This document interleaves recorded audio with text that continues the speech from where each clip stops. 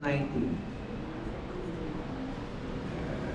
before yan 2019. Wow. Yun yan. Yun yan. Mm-hmm. Ito na yung 2022. 2019. Okay. See a big difference, di ba? Yes. And we were able to reduce our cost by as much as 64%. If we're paying 5 million a month, we're now paying 1 point something million na lang. Pero kulang pa rin. Kulang pa rin. Kulang pa rin. We have installed about 10,800 street lights. This time is our LED. And we were able to reduce our carbon emission. Carbon emission, ilang tons yun? 40 tons. Ang reduce namin sa carbon emission. But it's not enough.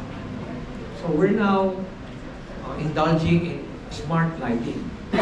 So we have two proof of concept. Makikita niyo isang proof of concept. Smart lighting allows us to basically control from a remote command center yung aming lighting system meters. So nakita niyo yung proof of concept. We have two proof of concept na ka-install ng last week. You can go to City Hall, makikita niyo yung bago street light na nandun, solar. Solar, tapos meron siyang wind charge nung battery.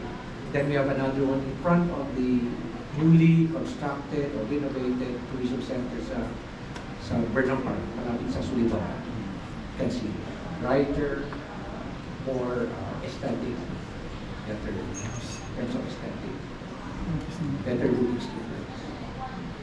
And you can actually, since there's an IoT box, internet coding, so all the other devices you can actually install sa poste nito. That's part of our smart mobility transportation. And probably some of you haven't seen our smart mobility command center. I suggest that you can visit it today. Probably after this, you can go to our smart command center. It's the first of its kind in the entire country. So you will understand how technology is managing. So it's just about 1 minute drive. This is located Sa Bago Convention Center. sa Multo. Kaya kung gusto yung pumunta doon, ngayon, after this siguro, kaya pumunta nung talk lang, make arrangement for you to visit. 25 we can accommodate. It's something that you have never seen anywhere in the field, the only kind. And we're using Cisco technology. Cisco. So 200 million. Cisco. David. Can I have mic? No, mic. But this is Oh, okay. Now, I have here. I think first I would like to say thank you for having us in your city. And my question would be like, what would you like to say to the tourists that want to visit the Philippines, and how safe is Baguio for tourists? very good. As much as possible, we would like to stop tourists from coming to Baguio. Because we are already overloaded. Especially during the weekend. It's a joke. Oh. Of course. I introduce you my wife, Arlene Mami.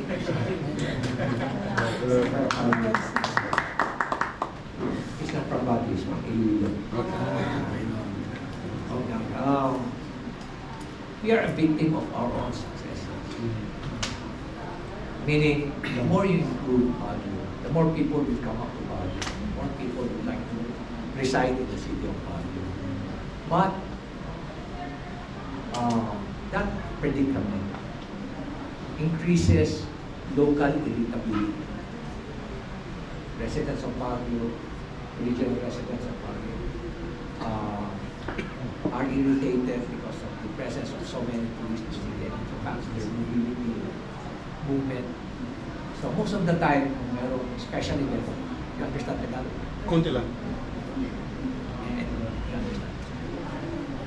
Every time you have special events in the city, like for example, Hollywood, Panagbenga, our residents go down to the lowlands. And the tourists come out. ganun na nangyari on weekend, nandiyan na naman sila, wala na tayo ulit. We have to take care of our residents. That's why we are requiring all our visitors, as much as possible, register with Visita. Visita.baguio.com. Because we want to determine what is the carrying capacity of the city of Baguio in terms of tourism. That way, we will be able to really determine and then come up with a strategic program on how to address overcapacity. There was a study in 2019 on the urban carrying capacity of the city of Baguio. Meaning, when you say urban carrying capacity study, it's actually a determination of how much can Baguio carry based on its resources and based on its number of people. So it appears that as early as 1990, urban decay is already happening in the city. This is a very formal study conducted by NENCA, and they hired experts on environment, on land development, experts on solid waste and waste management. So you can see that we have a huge problem in the city. An expert would say that if you're not going to do anything about urban decay in the next 25 to 30 years, urban decay will be reversible. So if you look at all our strategic and catalytic projects we're doing in the city of Baguio, in reference to our urban growth and development, most of these projects, I would say 90% are built toward addressing urban decay. And under the three concepts of, or in the context of innovation, sustainability, and resilience. So right now we have the first innovation hub in the entire country near the command center in City. We're bringing in more young people to participate in government. Look, we're now partnering with big international organizations like ICLE, LIGO, the World Bank, ADB. We're giving more role to our young leaders, bringing them as members, bringing them in, making sure that they're in the loop so far as is known. Anti-drug campaign, local development. Why we have programs such as Safe and Sound Cities. We have our Innovation Alliance. So we're making sure that we emphasize on one of our core agenda is leadership empowerment, young leaders empowerment, or youth leadership and empowerment. And another is many of our strategic projects, 53 total, around more than a dozen of these, about 13 of these are actually catalytic. Catalytic in the sense that it will have a huge impact on the environment, on recovery, at the same time on our economy. So these are the things that you expect will happen in the city of Baguio. And the next, isa na kami icon eh. But hopefully by 2025, I would say siguro mga 70% na-jumps na. Mayor, Karen Gillian, the reporter from Victory Manila. You said the smart mobility will be implemented first quarter next year. Hopefully, yes. Yes. And pero ngayon po kasi inaasahan na namin ng mga tourist natin per months. Ano po yung plan, especially with the traffic and yung about na tourist natin? Tuloy-tuloy lang yung traffic management. But we can only do so much because of the influx. As I've said, our road network can only accommodate comfortably about 25,000 people. It was only designed for 25,000. Pero tingnan mo naman yung dami niyan. Aside from the 41,000 four-wheel car and half, sa siyudad ng Baguio, ano pa yung dala-dala ng mga bisita? So this is actually a challenge. So it will take us some time. We cannot just simply implement projects that are not data-driven. It should be data-driven. And that's the reason why we're coming up with our smart mobility transportation system because it allows us to gather data on a daily basis so that once we were able to gather sufficient data, then we will be able to address the mga concerns namin of traffic. For example, that 4-month data that we were able to collect is derived from our proof of concept. Bigay kami ng 6 na kagad. Nalaman namin na, tulad dyan, bakit pala 8% lang ang jeepney? 42% lang taxi, something like that.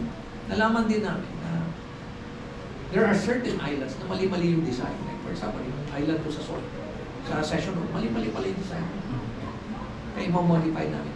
We were also able to determine that there are loading areas, loading bays, na mali ang location. Yung mga ganun. So, everything should be data-driven, should be evidence-based. Hindi pwedeng, ito lang yung gusto ng mayor kasi hindi popular ako ito. Hindi na pwede.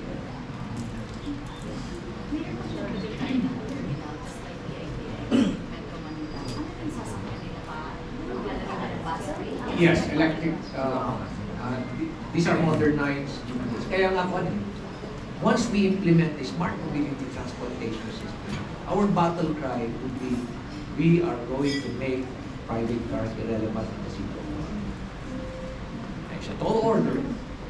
It's something very ambitious, audacious, but it's something that we need to achieve. That's the time of transformation that we want. Meaning, if we're going to make private cars irrelevant, then it's our responsibility to make sure that public transport is efficient. Mhm.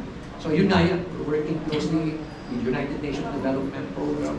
By the way, we're the first city in the entire country that submitted its expression of interest of low carbon urban transport system. That's why we are working closely. In fact, last Wednesday, we were in Ortigas receiving all these benefits. Among all the cities that benefited of this project, the United Nations Development Program, Baguio garnered the most, including tatlong universities natin, nandun lang, SLU, they got all this grant. Yung ating jeepney cooperative, nakakuha ng grant. Pati na rin yung City of Baguio, they got a grant. And at the same time, let me just go back to sa tanong niya sa akin about crime. We were able to reduce, for a while I thought we were able to reduce our crime volume by 43%. It's not 43%, it's 47%. But we base it on the 2019 data. Because 2020 and 2021 and 2022 are aberration. So we always base it on 2019. This was the normal situation. So 23, 2029, our crime volume reduction. And I'm referring to index crime, not index crime. Index crime, meaning we're talking about homicide, crimes against property, crimes against person. Because these are index crimes actually determine the real crime situation of a specific locality. We were able to reduce that by as much as 47%. So, now going back again, it's hard. It's a challenge. Kailangan magtiis lang muna. Magtitiis lang muna. Kita niyo naman yung deployment namin ng police.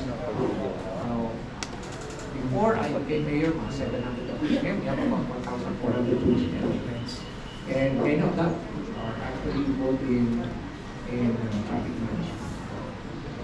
Unti-unti, ang dami naming minomodify, but we can only do so much. We need data, we need all this system para mamalis na. Kapag-titiis na lang. Yes. Another, getting back to tourism, and since I create tourism-related content, I would be really curious if there's a place that you think maybe not most visited by tourists, but you wish it would be because it represents Baguio more. If there's a place in the city that you wish more people went to and more people featured and visited. Kasi yung accent niya, kaya hindi ko Kaya niya. Ano yung tinatawag? Where's Mayor. if I may, Yes. she explained that she was she's a tourist blogger, and she was asking if there was a place in Baguio you wish would be more exposed to tourism.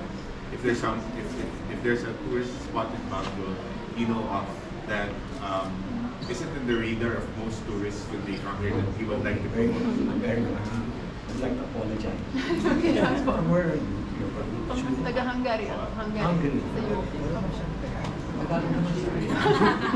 You can speak Tagalog. Pero mahirap Kaya you can speak. You can speak. Okay, we're creating a tourism circuit. But it should not only be limited to the city of Baguio. It's also our responsibility to also help our adjacent municipalities, specifically our based neighborhood. Because we're now a development authority. Baguio is now a development authority, including the adjacent municipalities.